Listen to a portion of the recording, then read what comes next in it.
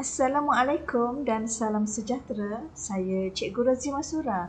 Hari ini akan berkongsi dengan cikgu-cikgu satu teknik tentang macam mana untuk membuat ulang kaji ataupun latih tubi bersama murid dengan mudah.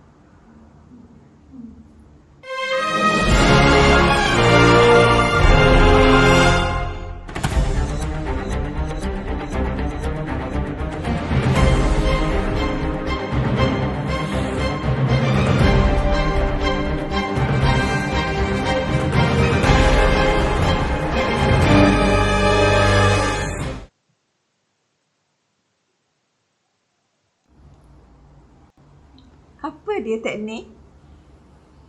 Share ya. Jadi, kita saksikan sekarang apa itu teknik share.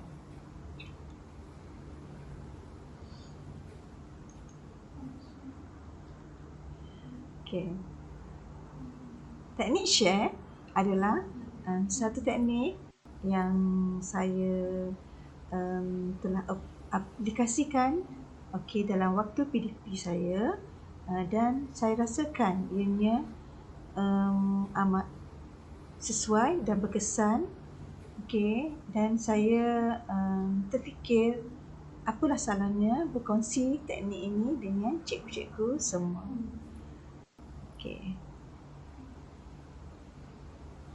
Teknik share. S, save. H, help. A, all in one. R, revision. X, express. Jadi, dengan teknik share ini, ia akan dapat menjimatkan masa, dapat membantu murid-murid kita antara satu sama lain, antara mereka dalam satu waktu dapat selesaikan dengan secara mudah, dengan secepat, membuat ulang kaji dengan ekspres. Sekarang kita selalu terfikir, cukup ke masa yang kita ada untuk bagi pelajar menjawab dan kita nak bincang soalan tu, cukup ke masa? Sempat ke? Siap? Dapat ke bincang? Jadi inilah saya rasa persoalan-persoalan yang selalu bermain di fikiran cikgu-cikgu sekiranya ingin memberikan set soalan kepada murid. Soalan banyak, lebih-lebih lagi sekarang ni bila waktu-waktu hampir dengan peperiksaan, kita akan mencari soalan-soalan untuk dibuat latih tubi. Tetapi kadang-kadang adakah murid kita menggunakan soalan-soalan ini dengan sebaik-baiknya, dan kita sebagai guru, adakah kita telah memberikan kepada mereka cara yang betul, ataupun sekadar memberi soalan dan lepaskan kepada mereka untuk menjawab. Jadi insya-Allah dengan teknik share mungkin kita mampu sedikit sebanyak memberikan guide kepada murid kita.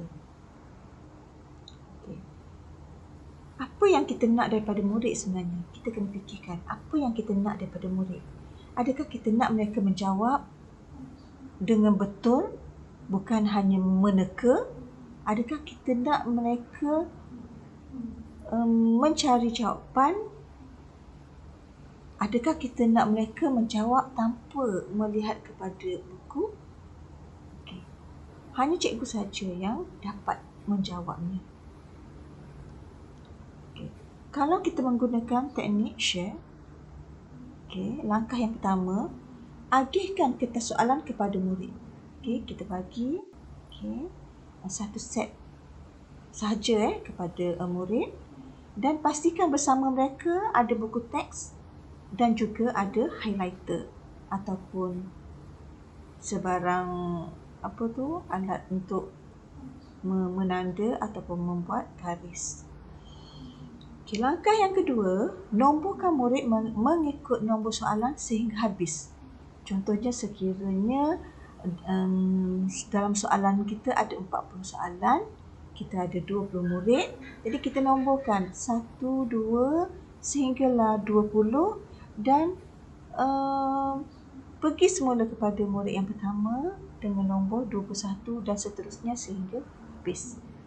Okay, jadi di sini murid akan mendapat 2 soalan untuk diselesaikan. Okey. Langkah yang ketiga, okey. Kita guide pelajar kena pasti keyword. Apa keyword dalam soalan itu? Dan sekiranya telah jumpa keyword, hendaklah di-highlightkan ataupun digariskan. Okey. Dan juga kena pasti apa kata tugas untuk soalan itu. Adakah ianya terangkan? Adakah ianya senaraikan? Jadi, kita perlu memahamkan dahulu kepada murid kita kata tugas yang terdapat dalam soalan.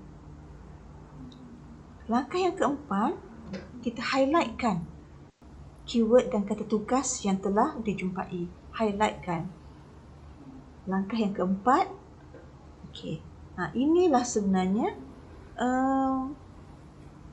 main ataupun tempatnya ataupun fokusnya teknik share, iaitu setiap murid mencari muka surat tempat jawapan yang diberi ditemui. Okay, kan tadi kan dia dah ada dua soalan kan. Jadi dia mencari, soalan yang pertama dulu, dia mencari buka muka surat dalam buku teks tu, cari di mana tempat untuk soalan yang pertama ataupun soalan yang diberikan kepada mereka itu ditemui. Dan jangan lupa kat situ tulis muka surat di hujung soalan. Contohnya soalan 1, jawapan yang ditemui adalah di muka surat 40 buku teks form 4. Jadi tulis MS form 4, mungkin MS 40 buku teks form 4. Ditulis di hujung soalan. Langkah yang keenam, mungkin kita hanya bagi masa 5 minit saja kot. Jadi untuk 2 soalan ataupun 10 minit, bergantung kepada soalan yang cikgu rasa sukar. Cikgu sendiri yang tentukan. Dan share muka surat dengan semua. Contohnya Ali untuk soalan 1 muka surat berapa. Jadi dia perlu memberitahu muka surat yang ditemui, jawapan yang ditemui untuk seluruh kelas. Begitulah seterusnya. Pelajar nombor 2, dia akan bacakan muka surat berapa yang dia temui jawapan itu. Begitulah sehingga habis. Hanya muka surat, bukannya jawapan. Hanya muka surat. Langkah yang ketujuh, murid diberikan masa untuk menjawab soalan mengikut yang dinomborkan kepada mereka dahulu. Maknanya mereka jawab, mungkin kalau murid pertama dia akan menjawab soalan 1 diikuti dengan soalan 21 dahulu. Selepas masa yang diberi tamat, share jawapan. Share jawapan bersama-sama. Langkah yang ke-9, masa inilah perbincangan jawapan. Dan cikgu bertanyakan jawapan hanya kepada murid yang telah ditugaskan soalan. Jadi di sinilah sebenarnya kita dapat menjimatkan masa. Kerana apabila soalan yang kita tanyakan kepada pelajar tu sebenarnya telah mencari jawapan yang betul berpandukan buku teks. Jadi, kita tidak akan buang masa dengan jawapan pelajar yang tidak ada panduan. Mereka saja tulis ke. Jadi, ini sebenarnya sangat membantu.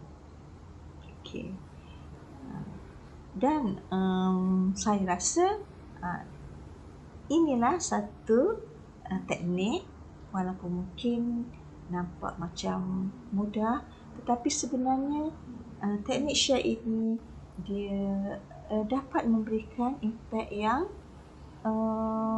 besar kepada murid kita. Sebab murid akan membaca, okey, bukannya sekadar menulis apa yang dia fikir tentang jawapan-jawapan itu. Dan kita juga melatih mereka untuk mencari apakah keyword atau tugas yang perlu untuk menjawab soalan itu.